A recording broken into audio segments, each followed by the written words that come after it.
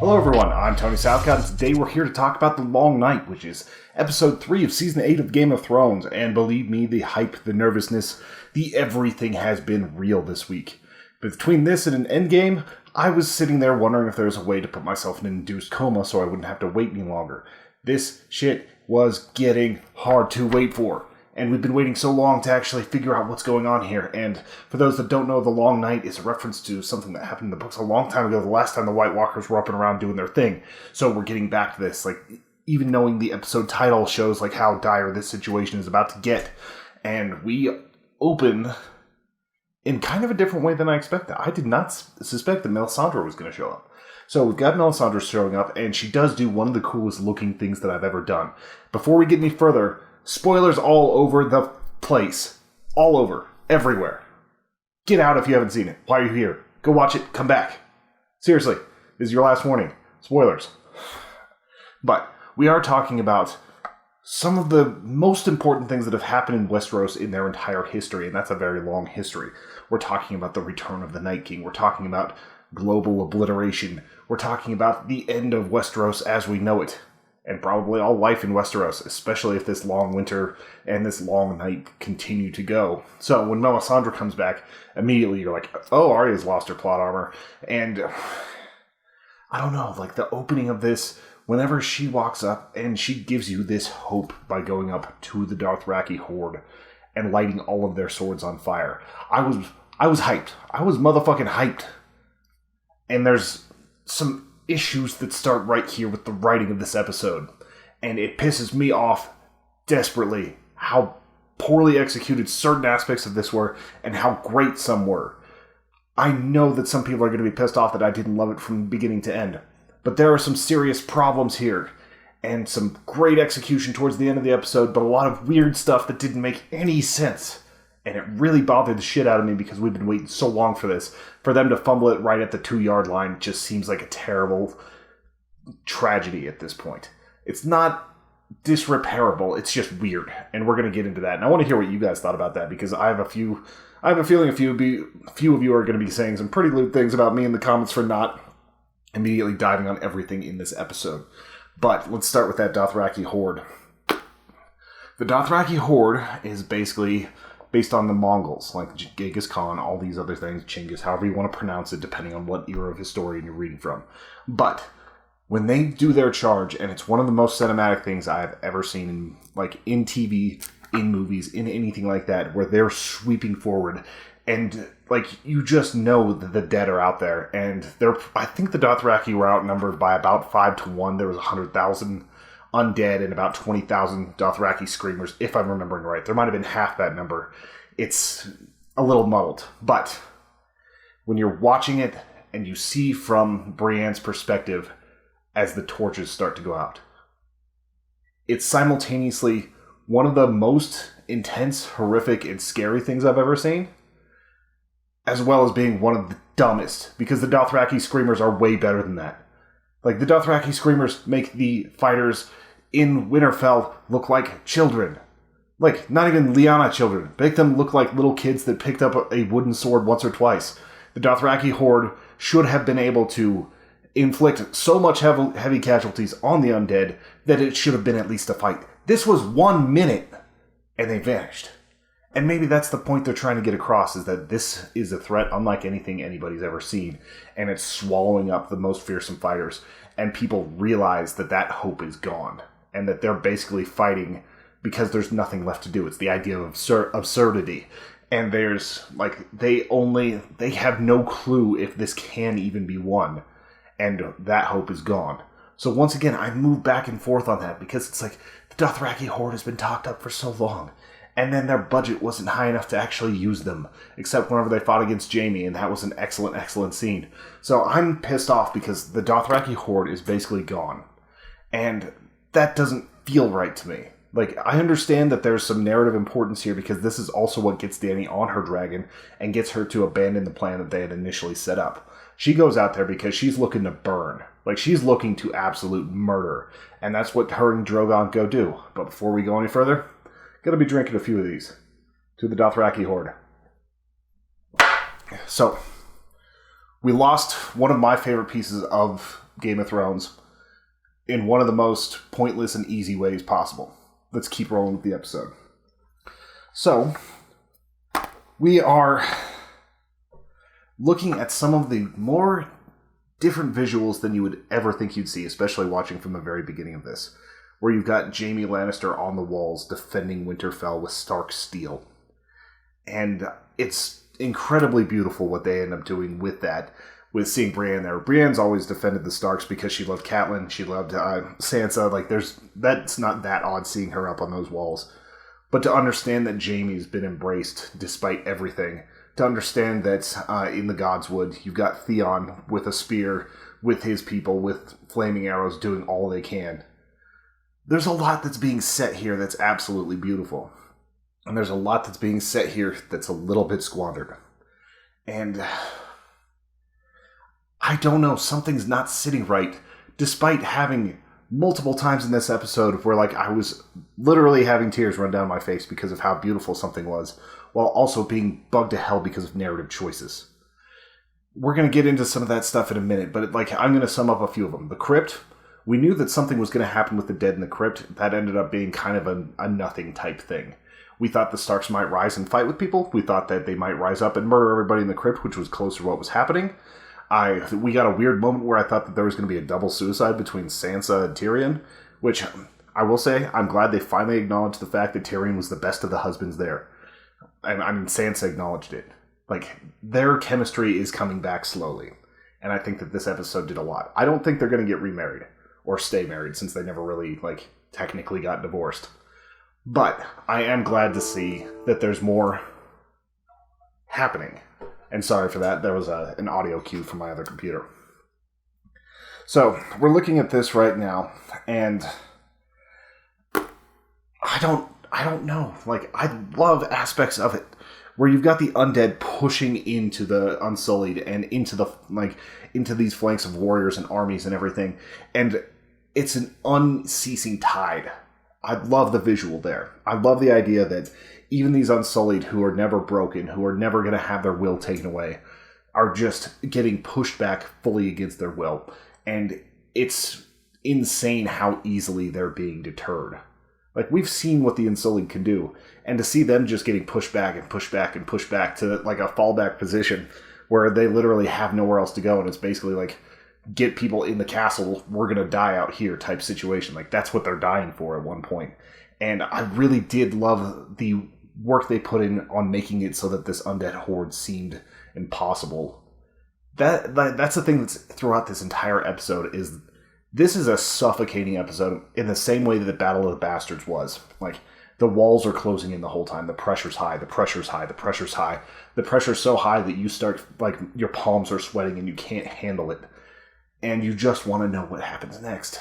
And they give it to you, but in the end, some things don't quite add up. But, I don't know, I keep going so far back and forth on this. I love the fact that Dany, she's not a soldier. She's not disciplined. And Jon isn't either. They both have that fire in their veins where they can break plans because something went wrong. But it also screws up your entire plan whenever you don't actually follow those plans, whenever you decide to just be impulsive and jump in there. I did love the dragons fighting in the skies.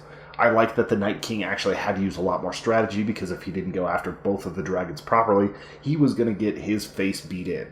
So you saw him going up and sweeping at one, hitting the other. And the fog of war that they put on was actually pretty interesting. I know it's just bringing in the fog, the snow and everything else, but to limit the dragon's visibility was a huge, huge thing on his part, and it made a lot of sense. So I do like that there was some strategy and counter-strategy happening here between the dead. Because on the ground, the dead don't have much strategy. They are not intelligent beings. They are able to fight at night because they have some sort of death sight. Or at least that's in every RPG and every video game and every everything that I've ever played. The dead, because a lot of times they don't have eyes, have a different way of infravision or something like that. Not like heat vision, but a way of sensing where something is. So that's part of why this night battle is so important for their strategy. It's a cool back and forth on this. Winterfell prepares their defenses, they prepare their offensive, and basically their offense is, we're gonna just walk into you, and walk, and walk, and walk, and eventually this tide is gonna wipe you out. And whenever you're gone, We're going to raise your armies, and you're going to be part of this tide that washes over Westeros. That's good. That's fine. That's what you do with an undead army. But, I don't know. I'm going to stick to the things that I like for a little bit.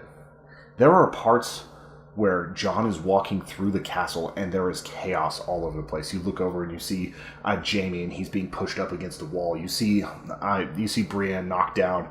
You see Ed, who is certainly a recurring character. Not as strong as I think he could have been. He was Lord Commander of the Night's Watch. He ends up beefing it probably, I think, first out of any of the major characters.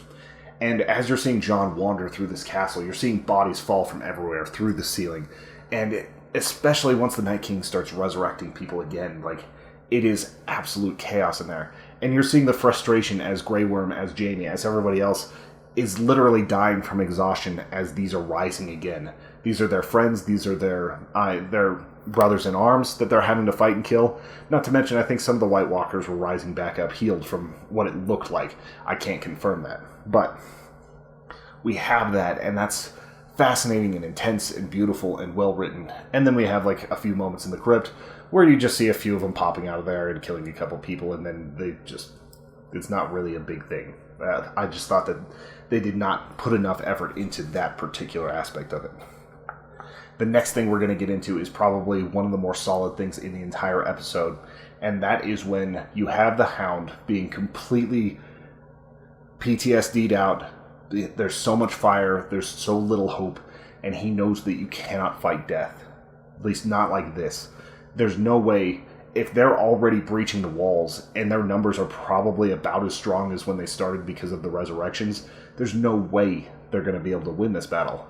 And of course, you have Beric Dondarrion, like one of the true heroes in this, despite doing some like kind of malicious things earlier. He ends up bringing, like, he can't bring Clegane back. The only thing that brings Clegane back is seeing Arya and knowing that she's in trouble.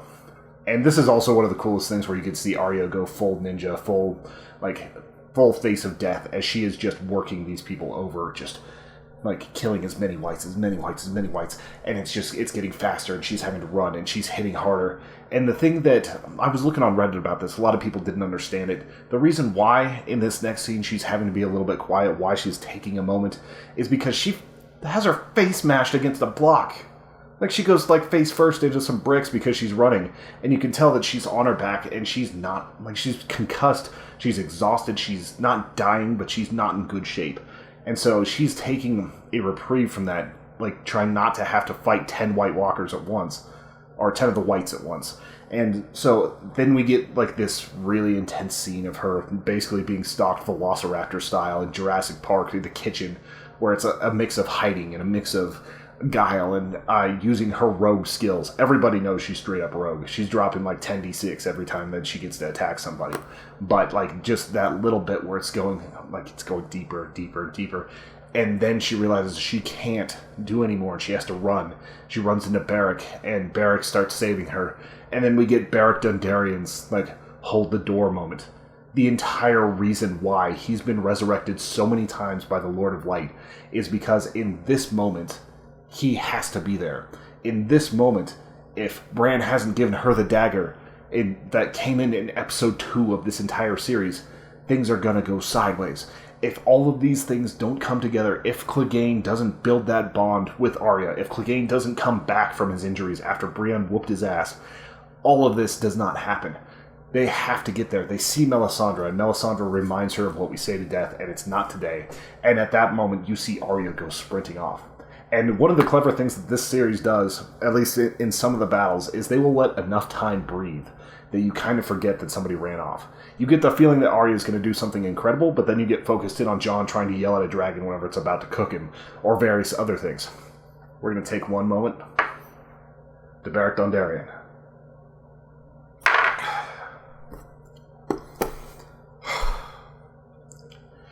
I don't know. This one's hard for me. My dear Lyanna Mormont, one of the funnest characters in this entire series, who shouldn't have been out there fighting, but was too stubborn not to, and in true Mormont fashion, especially more in the way of her mother, was going to go down with all of her warriors. She wasn't going to hide in a crypt. And I liked seeing that she wasn't like in a command role like entirely.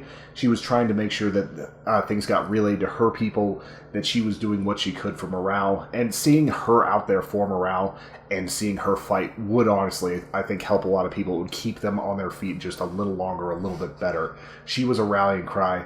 And if she hadn't been in the path of a giant, would be one of the more legendary figures in the North. Like, if she made it out of this, all the memories of her, all of this future of her, would see her as this titan of a, child for what she's done with her bravery and in this military instance and everything. And when she got hit with that club, I thought she was immediately dead. They made her too tough for that. They have her scream. They have her picked up by the giant. You can hear her bones cracking in the hands of this giant that was probably 1-1 because of the one eye. Maybe not. We don't know that. I thought it was probably 1-1. And she just shanks him right in the eye into the brain. And that's her last action. And I wanted to see Lyanna make it out of this more than most people. But if you're going to have a death of a 12-year-old that's actually going to do something, have the shortest person on the battlefield stab the tallest person in the eye and make it a good way to go. So, Lyanna Mormont, to you. That one hurt me. Like, I definitely got a little bit emotional with that one. I don't know why. The actress they got was perfect for her. It was just an amazing, little role that was a side thing in this. And she was honest, and she reminded me what everybody values most about the North. And that's that stern practicality, that, no bullshit stuff that she's got. And then we're getting ever closer to the other Mormont. And that one was hard to watch. And it was beautiful to watch. And Jorah's been there since some of the first scenes of this entire show. And to see him, after almost becoming a zombie, after so many times almost dying, after falling for someone who will never fall for him back, after just wanting to be redeemed from being basically labeled as a slaver across the sea. And he stood, and he basically had Dany at his back and kept her completely safe this whole time. And just, he just stood and he kept swinging, and he kept getting stabbed, and he kept dropping, and he kept standing back up, and he wielded Heartsbane, and it was glory in every sense of the word. And you could tell how messed up Dany was by it. And it was just one of those things where I don't know if he had ideas of how he would end up perishing, but I think that's the way he would have wanted to do it more than any other way, because it was for her, and it's always been for her, and that's what mattered to Jorah. And the fact that he got to do it, literally saving her life, even if he didn't know what was coming next, even if he didn't know that things were going to stop, he stood until there was nothing left in him. And Jorah deserved that death. He earned that. It wasn't false bravado, it wasn't anything. It was just, he loved her and he fought for her until it was done. And yeah, I'm not one to get emotional about a lot, but those are the types of things that really messed me up in a show. Like I said, there's problems with this episode, and that is certainly not one of them. This kind of brings us into some of the other things that are happening. You've got Bran at the very beginning of this episode kind of deciding to warg out, and you've got him being protected by Theon and the Ironborn. And we see more of this crack shot team of Ironborn that saved Yara, and seeing them just pull, just keep on shooting, keep the Godswood safe, and keep Bran safe as Bran wargs out. One of the things I did read a lot, everybody's like, what the hell was Bran doing? What the hell is Bran doing? It's he was drawing the Night King there. That was the plan. They kept on dropping down because they hoped the Night King would be there so that they could take him out. Of course, that, best laid plans, not happening. But it made sense as to why he was warging out. He was trying to see what was going on with the battlefield I wish he would have tried to warg into one of the dragons. I wish he would have done something else, like even warg into Ghost, show us what's going on with that.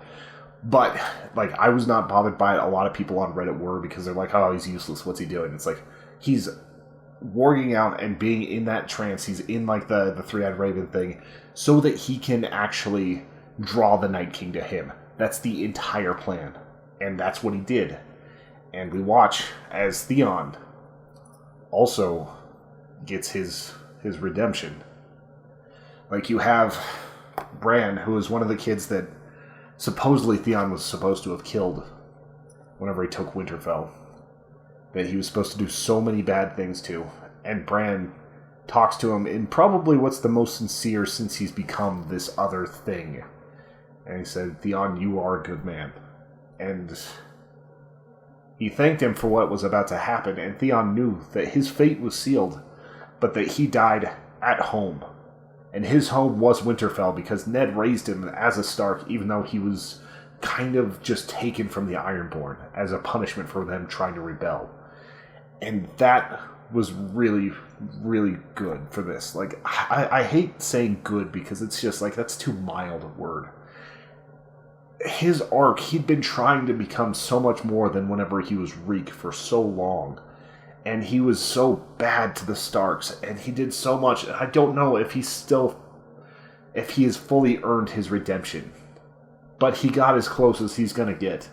He delayed the dead for as long as he could. And that was his role in this. That was basically what the Lord of Light wanted. That was what Bran was going for. That's what all of them needed from him. And he ended up taking us, like, getting stabbed by the Night King. I didn't like so much that he just charged blindly in. I feel like he should have stood his ground and made the Night King come to him. But what do you do in that moment whenever you know your fate is sealed and you have to make the choice? Like, what are you going to do? Are you going to take your best shot? Are you going to be aggressive? Are you going to make them come to you, try to counter, try to do some other stuff? It's clear you're probably not going to, like, survive, so why not just go out like that? Like, so, I don't know. I didn't think I'd ever toast you, Theon. But, to Theon. Also, I'm drinking a lot of whiskey tonight while we're talking about this. Mostly because I like to toast the dead.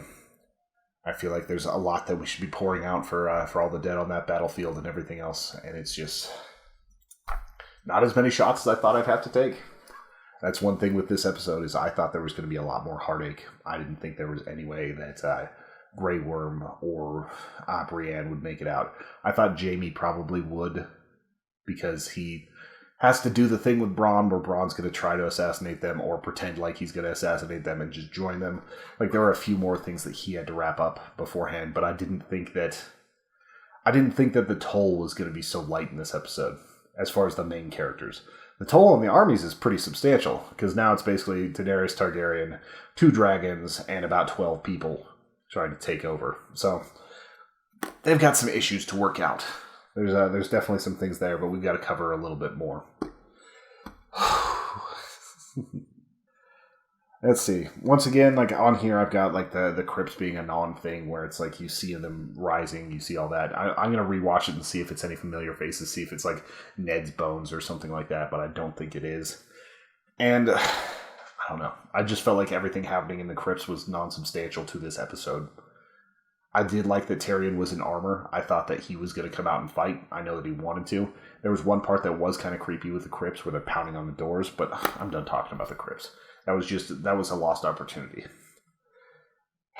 Now, in this last section, we get the piano music done by Ramin Djawadi. I believe that's how you say his name. Don't quote me. And anytime piano music has come up in this series, it's been pretty epic. Like, there's only been 2 other instances. One is, I think, Light of the Seven, and that was the moment where the Sept of Baelor was blown up. That was a big thing for this series. That was whenever, like, Cersei really asserted her dominance and became queen because her son couldn't handle what he did, or what she did. So, like, there's so much going on with anytime those scores that are unique to an episode come up. You start getting a little bit of a chill and you're wondering what's up, and you're seeing all these faces of, like, the familiar people as they know that there's no way out. There's no rescue. There's no way to survive, and they just keep on fighting. You've got Sam crying on piles of bodies as he's just stabbing in random directions. You've got John trying to get closer to this undead dragon. You've got everybody fighting on the wall, Tormund swinging. You've got just so many different things happening. In desperation, in exhaustion, in the point where it's just not happening because they have... That's just not who they are. They're like Jorah. They're like a lot of the other heroes here.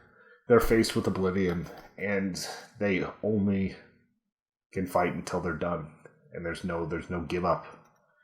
And even when there was give up, there were things that brought hope back, like the Hound with Arya. And as all this is going down, and as you see the Night King approach, as he reaches for his weapon to slay Bran, to end the link of human knowledge with the Weirwood and their ancient histories, and the things that make them human, that make them more than just rabid animals. You see Arya just in the corner of the screen fly out. And she gets grabbed by the neck. And for a brief moment, like, you have this giant surge as you realize it's her. And then you have this giant fear as she's caught. And then she drops the dagger and stabs him right in the spot where the Children of the Forest put that shard into him and turned him into the Night King. And as the Night King crumbles, you see the entirety of this series' main menace. You see winter coming to an end. You see all the things that are terrors in the dark falling apart and unanimating. And it's one of those things where I love it. I love it so much. And I don't. Because it's too easy. Because the sacrifice may have been enough, but it didn't feel like enough in that moment. I will always love this scene for what Arya did. But I've always disliked whenever one thing can end an entire army, especially 100,000 strong. But as a guy who's written D&D campaigns, sometimes that's the way things gotta be. Sometimes the source of all this magic and evil has to be vanquished through sort of these supernatural means. And I love that it was Arya. I love that in the previous episode she said she was looking forward to this particular face of death. And if she was able to collect this one, which she's not because he's shattered, this would be quite the one for her wall. And I immediately rewound this scene 4 times and watched it and watched it and watched it and was like, this is beautiful. This is completely worth the journey. But it's also like, and now they're faced with living armies in the south, and everything goes back to the way it was. This uniting event, this cataclysm, this world-altering existential dread ends with the dagger that started it all in episode 2, whenever Tyrion's getting framed. This little Valyrian steel dagger that was probably like just some random piece of dagger from the Targaryens. I'm sure there's actually a lot of lore behind this particular dagger. It's been through a lot of hands, it's gone to a lot of places, but it's mostly just a pretty dagger, and Arya turns it into the thing that ends the Night King. And I don't know, like there's so much conflict in me. There's so much love for this scene. And there's so much like, is that it? Because now we've got 3 episodes where we get to see them go and play with Cersei and try to end her reign of terror. And I think like, whenever I think of that, all I hear is air horns in the distance from every young YouTuber that has anything on Clegane Bowl coming up. And what is hype may never die. And we have hype to come. But it feels so weird that the long night is over. That our heroes did win. And that it might have cost them their armies, but it didn't cost like our favorite characters in the ways that we thought it would. So I am conflicted. I felt like we needed more of our main people to die, because now their deaths are basically trying to usurp a bad queen instead of stop the world from ending.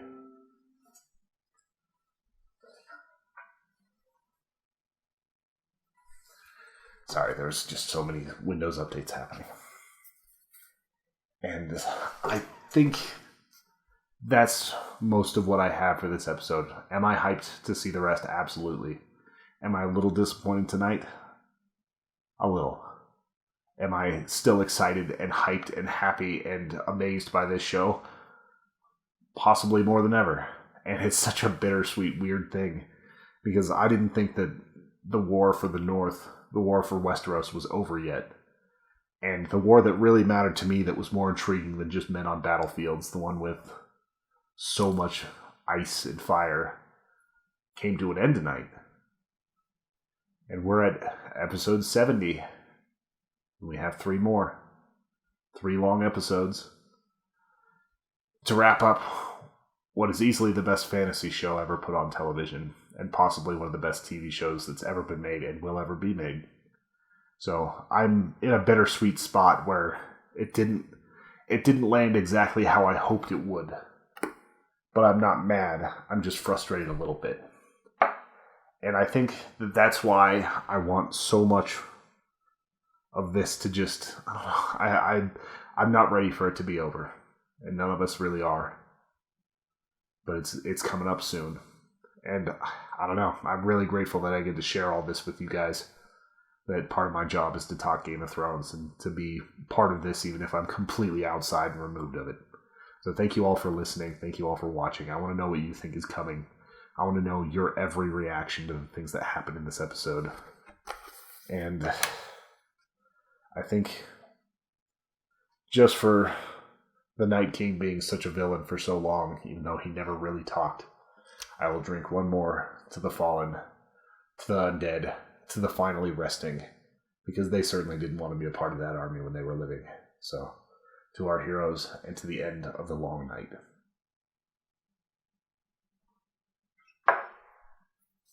Love you guys. I hope you have a good night.